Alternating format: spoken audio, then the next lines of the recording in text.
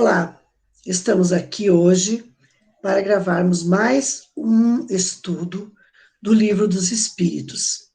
No estudo de hoje, nós vamos conversar sobre o espírito e a matéria. Nós vamos conhecer um pouquinho mais a fundo os conceitos do que é espírito, do que é matéria, e nós vamos discutir com os nossos companheiros que estão hoje aqui, com a Miriam, a Vilma, o Beto e a Cassimélia, esses assuntos. Então, nós vamos dar início com o questionamento 21 que Kardec fez aos espíritos. Nesse questionamento, Kardec pergunta aos espíritos: a matéria existe desde o princípio como Deus ou foi criada por ele em determinado momento? Então, ele pergunta, né, se a matéria existe desde o princípio, assim como Deus existe, ou se ela foi criada em um determinado momento. Só Deus o sabe. Entretanto, há uma coisa que a vossa razão deve indicar. Deus, modelo de amor e de caridade, jamais esteve inativo. Por mais distante que se consiga imaginar o início de sua ação, poder-se-á compreendê-lo um segundo sequer na ociosidade? Então, Deus, como nunca teve parado pelo que a gente imagina como ele seja, esteve sempre em trabalho.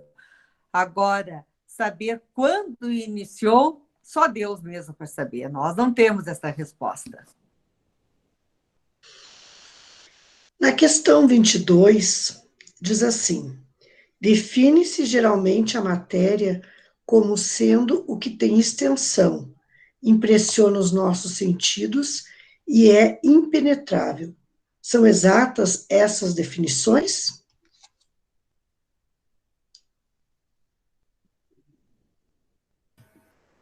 Do vosso ponto de vista, elas o são, porque são falais, senão do que conheceis.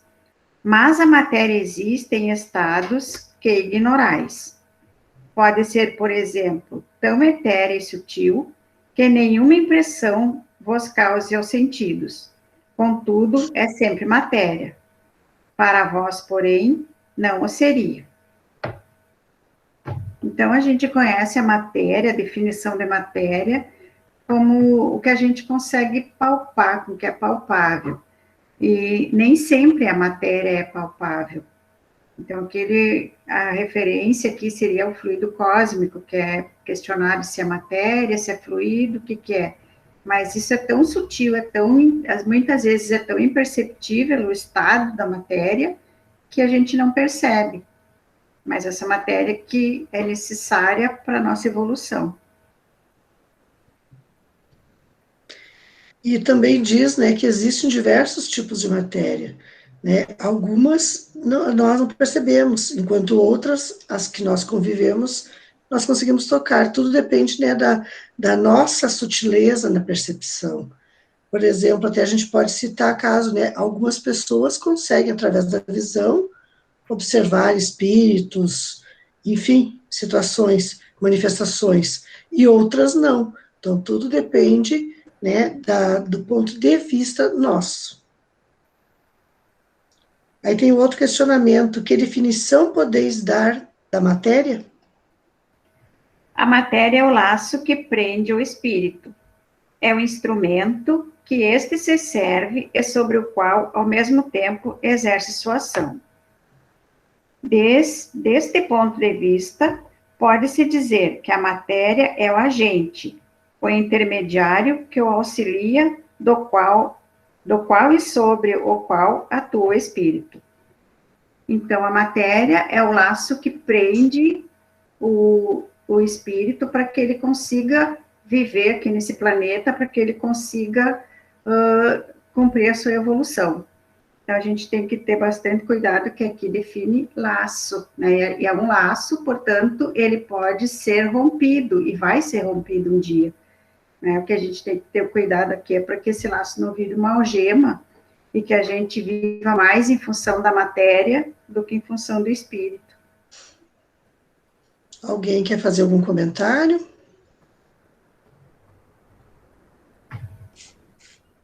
Não, então vamos passar adiante. Aí na pergunta 23, Kardec pergunta aos espíritos: o que é espírito? É o princípio inteligente do universo. E qual é a natureza íntima do espírito?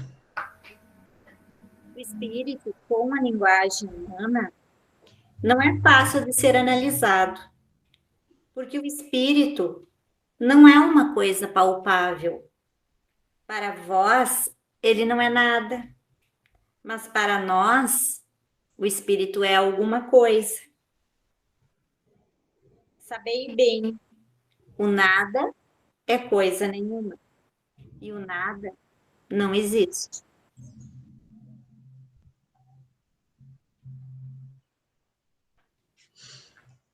Tu quer comentar?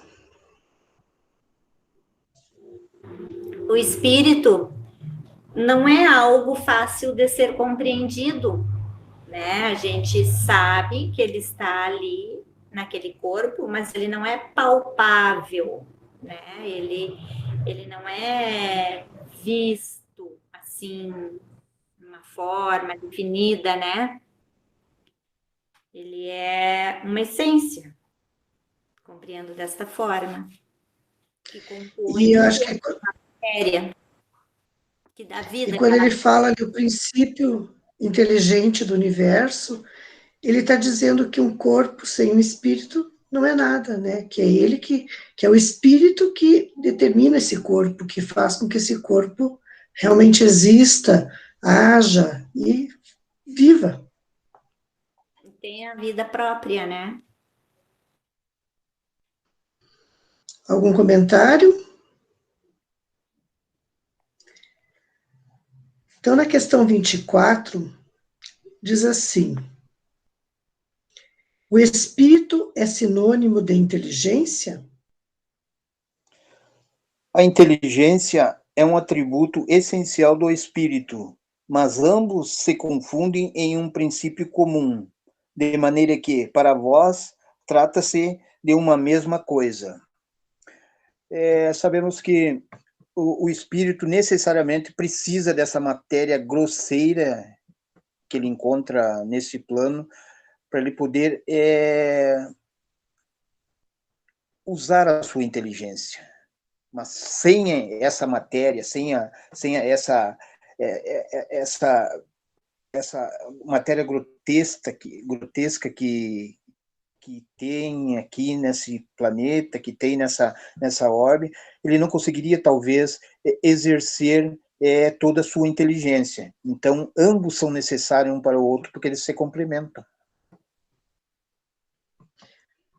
As nossas encarnações, né, elas vêm com o objetivo exatamente desse, né, de fazer o aprimoramento do nosso espírito, porque usando esse corpo material, que o nosso espírito consegue passar pelas diversas experiências, né, e evoluir, que se evolui muito mais aqui no que no plano espiritual, né. Na questão 25, Kardec pergunta: o espírito é independente da matéria ou não é mais do que uma propriedade desta? Como as cores são propriedades da luz e o som uma propriedade do ar? Ambos são distintos, mas é necessária a união do espírito e da matéria para dar inteligência à matéria. Então, são duas coisas bem diferentes, mas uma vai precisar da outra para poder seguir a sua jornada aqui nesse plano. Pode continuar daí. Esta união é igualmente necessária para a manifestação do espírito? Entendemos aqui, por espírito, o princípio da inteligência, abstração feita das individualidades designadas sob esse nome. Ela é necessária para vós, porque não tendes organização para perceber o espírito sem a matéria. Vossos sentidos não estão aptos para isso. Então, nós aqui nesse plano, nós não conseguimos perceber o espírito, a não ser algumas pessoas que têm mediunidade. Então, a matéria, ela é um instrumento que o espírito usa para poder se comunicar uns com os outros e poder, então, fazer a sua missão, aquilo que se propôs na sua jornada evolutiva aqui no planeta Terra. Talvez, quando for para outro planeta, seja usado outros tipos de corpos, talvez bem mais sutis ainda do que este nosso, usado aqui na nossa Terra. E aqui também a gente pode fazer uma relação que quando o médium ele faz uma manifestação espiritual, né, ele transmite uma mensagem, alguma coisa, ele está fazendo isso porque o espírito sozinho, o espírito já desencarnado, não tem mais como ser percebido, a não ser por aquelas pessoas, como tu acabou de falar, Miriam, que têm a mediunidade. Então, por isso que o espírito precisa do médium para se comunicar. Por ele não ter mais o corpo físico, ele precisa, né, do corpo de uma outra pessoa, que é o médium, o medianeiro, aquele que faz a comunicação entre o plano espiritual e o plano terreno. Não sei se vocês querem comentar alguma coisinha mais com relação a essa parte da mediunidade, que vem bem a completar isso aqui, né?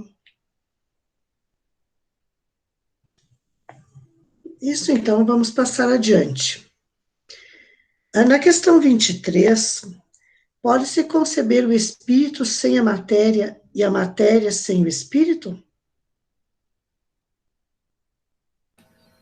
Pode-se. É fora de dúvida, pelo pensamento. Então, eu acredito que se refere à erraticidade. Na erraticidade, vai ter só espírito, a gente vai estar lá só em espírito e não em matéria. Ou então, no caso da mediunidade, quando a gente percebe os espíritos, quando a gente consegue pela vidência vê-los, a gente está usando o pensamento, não existe um corpo de carne, não existe a matéria, existe apenas o espírito que eu, com os olhos do coração, consigo ver. Isto? Uhum.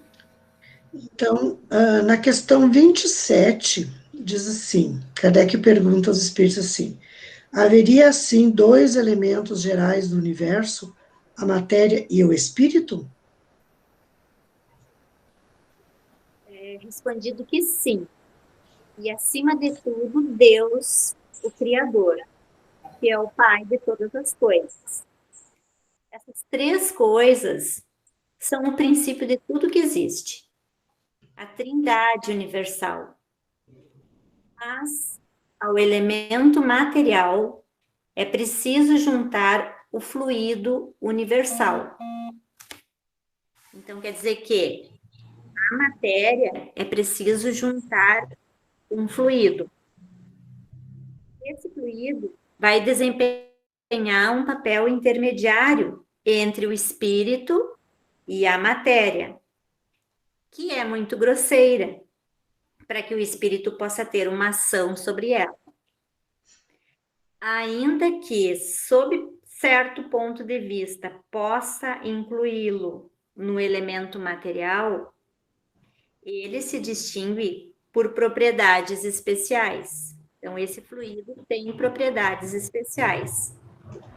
Se fosse matéria, não haveria razão para que o espírito também não fosse.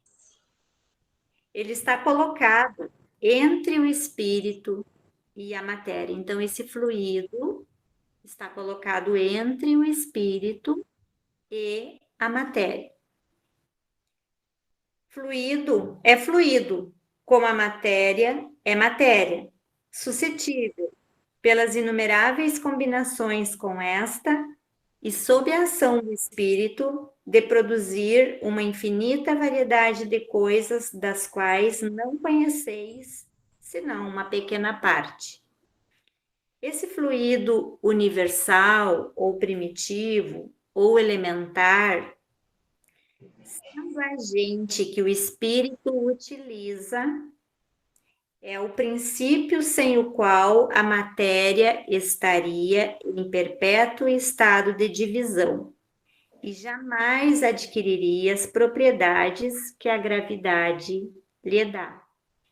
Então, quer dizer que não existe um espírito sem a matéria com esse fluido entre eles, né? Esse fluido faz parte, precisa estar ali para constituir uma vida, né, neste planeta.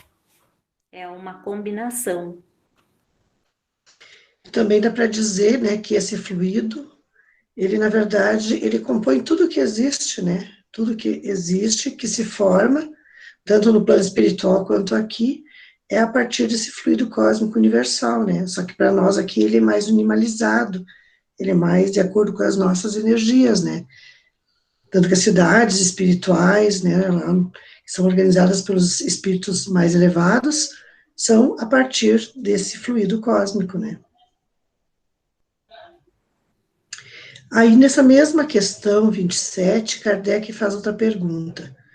Esse fluido seria o que designamos sob o nome de eletricidade? Dissemos que ele é suscetível de inúmeras combinações. E o que chamais fluido elétrico, fluido magnético, são modificações do fluido universal, que não é, propriamente falando, senão uma matéria mais perfeita, mais sutil, e que pode ser considerada como independente.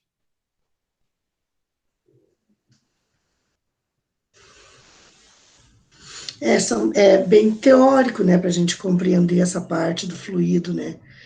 E a gente, quando raciocina, nós estamos envolvidos nesse fluido cósmico universal, né? A nossa extensão é como se, comparando ele ao ar que nos envolve. É essa energia que circula o nosso corpo, que circula o nosso espírito, enfim, que nos circula como um todo. Não sei se alguém concorda, discorda, quer dar sua opinião.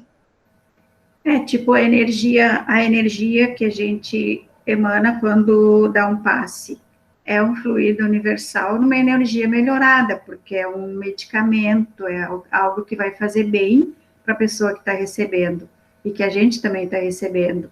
Então, eu entendo que esse fluido magnético, ele é essa energia do fluido cósmico melhorado, amparado pela equipe espiritual que através de nós, passamos para os que estão precisando.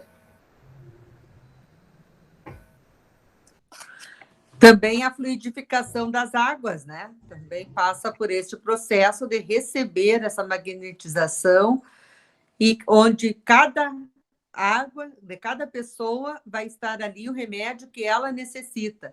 Então, é algo que a gente nem consegue compreender. Pode vir de uma mesma garrafa, várias pessoas beberem essa água e cada um vai receber um remédio que precisa.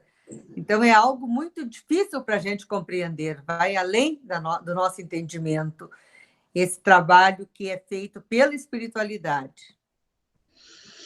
Se a gente pensar como Deus é bom, maravilhoso, né, nas mínimas coisas, nos dando sempre a oportunidade, né, de conseguir o melhor de tudo. É só nós sabermos aproveitar isso, né? Então, agora nós vamos passar para a última pergunta deste assunto, que diz o seguinte: uma vez que o espírito é ele mesmo alguma coisa, não seria mais exato e menos sujeito a confusões designar esses dois elementos gerais pela mesma palavra, matéria inerte e matéria inteligente? As palavras pouco nos importam. Cabe a vós formular a linguagem de maneira a vós entenderdes. Vossas controvérsias advêm quase sempre do fato de não vos entenderdes quanto às palavras, porque a vossa linguagem é incompleta para exprimir o que não vos toca os sentidos. Um fato incontestável domina todas as hipóteses.